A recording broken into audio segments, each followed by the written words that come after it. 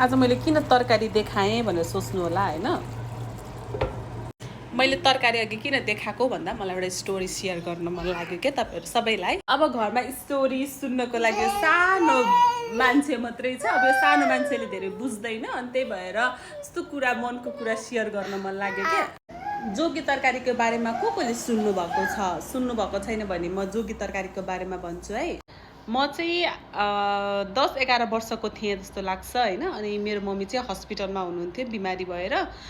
अनि के भएको एक्ज्याक्टली चाहिँ थाहा छैन, तर मम्मी चाहिँ हस्पिटलमा हुनुहुन्थ्यो। अनि ड्याडीले खाना पकाउनु पर्ने, अनि ड्याडीले चाहिँ जोगी तरकारी बनाउनु भयो। अब मलाई त थाहा थिएन ड्याडी यो के बनाउनु भयो भनेर सोधेँ मैले, अनि जोगी तरकारी भन्नुभयो। अनि त्यो त मैले कहिले सुनेको थिएन होइन जोगी तरकारी। अनि के हो यो जोगी तरकारी भनेर सोध्दै अनि ड्याडीले भन्नुभयो जोगी तरकारी भनेको चाहिँ जोगीहरूले बनाउने भएको कारणले जोगी तरकारी भनेको रे।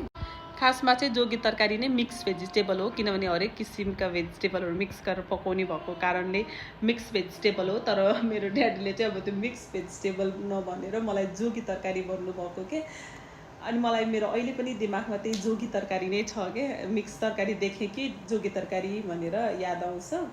अनि आज चाहिँ मैले फ्रिजमा सबै भेजिटेबलहरू निकालेर पकाएँ। अनि मलाई एकदम ड्याडीको याद आयो। या मिक्स भेजिटेबल पनि भन्न सकिन्छ, तर मिक्स भेजिटेबललाई जोगी तरकारी भन्दा मलाई अझै मजा लाग्छ क्या।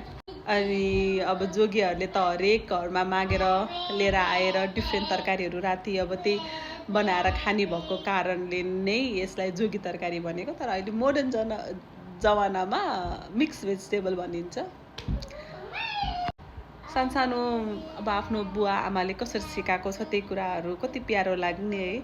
अनि अब मेरो बच्चा पनि ठुलो हुँदैछ, अनि म उसलाई मिक्स भेजिटेबल भन्दा जोगी तरकारी भनेर सिकाउँछु। And then I will tell him the same story. जसरी चाहिँ मैले मेरो बाबाले मलाई त्यो स्टोरी सुनाउनु भयो होइन, ड्याडीले मलाई जसरी स्टोरी सुनाउनु भयो म पनि मेरो बच्चालाई त्यही स्टोरी सुनाउँछु कि। अनि सायद यही कुरा नै जेनेरेसन टु जेनेरेसन जाने होला क्या।